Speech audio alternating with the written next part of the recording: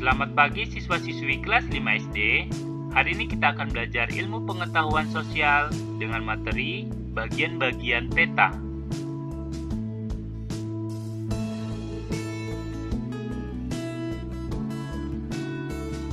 Adapun tujuan pembelajaran setelah mempelajari materi ini, diharapkan siswa dapat mengidentifikasi komponen-komponen pada peta, mengetahui kegunaan setiap komponen pada peta, mengetahui letak setiap komponen pada peta. Pembahasan materi bagian-bagian peta. Perhatikan peta Indonesia 34 provinsi. Peta dapat diartikan gambaran permukaan bumi yang berada di suatu bidang datar dengan skala kecil atau tertentu.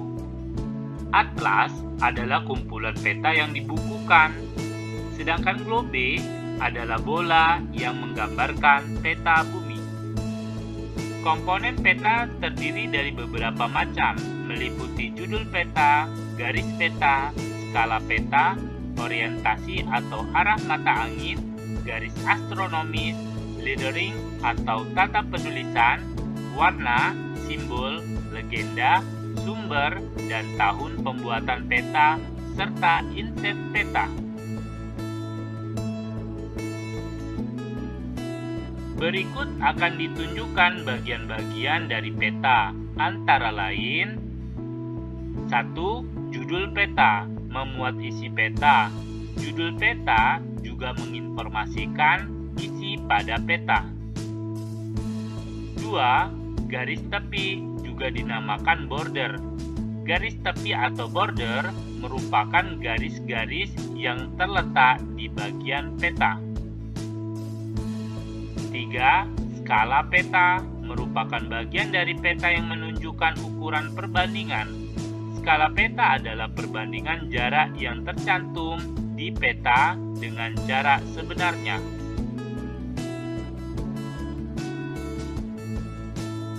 4. Orientasi atau arah mata angin digunakan untuk memudahkan memahami arah dalam membaca peta.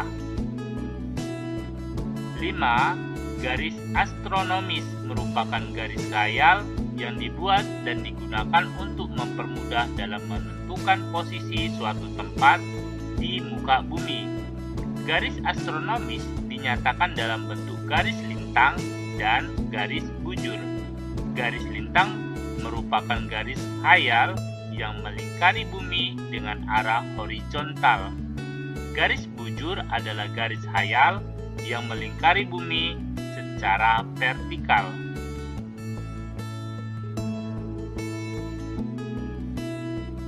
6. Lettering atau tata penulisan merupakan bagian dari peta, mempunyai aturan tersendiri. Beberapa contoh cara penulisan dalam peta adalah sebagai berikut. Judul peta ditulis dengan huruf kapital dan tegak. Hal-hal yang berkaitan dengan air ditulis dengan huruf miring. Tulisan sungai sejajar dengan arah sungai dan dapat terletak di atas atau di bawahnya. Besar kecilnya huruf disesuaikan dengan kebutuhan, keindahan, dan seni peta. Tulisan nama ibu kota lebih besar daripada tulisan nama kota-kota lain. 7. Warna-warna pada peta menyimpan berbagai macam informasi yang berkaitan dengan permukaan, lokasi yang digambarkan pada peta. Warna-warna yang ada di dalam peta tersebut adalah sebagai berikut. Hitam merupakan warna yang digunakan untuk menunjukkan sebuah batas administrasi, lettering, dan detail mengenai penghunian. Biru digunakan untuk menunjukkan daerah berair, seperti sungai, danau, waduk, dan laut. Degradasi warna biru menunjukkan tingkat kedalamannya. Hijau menunjukkan dataran rendah, vegetasi atau tumbuhan, serta hutan. Merah untuk menunjukkan keberadaan jalan raya dan kota atau ibu kota. Coklat di dalam peta untuk menunjukkan daerah yang mempunyai kemiringan lereng yang sangat besar atau curam. Contohnya dataran tinggi atau daerah pegunungan.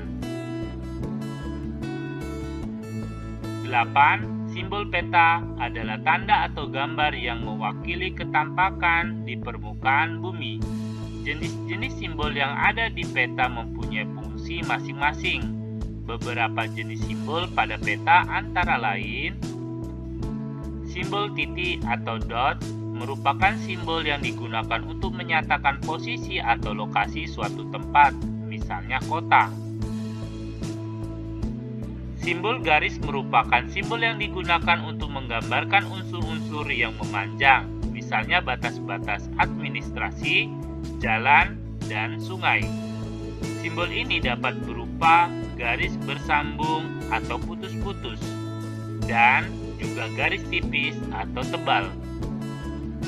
Simbol wilayah merupakan simbol yang digunakan untuk menyatakan tempat-tempat dengan luas tertentu, misalnya perkebunan, rawa, dan hutan.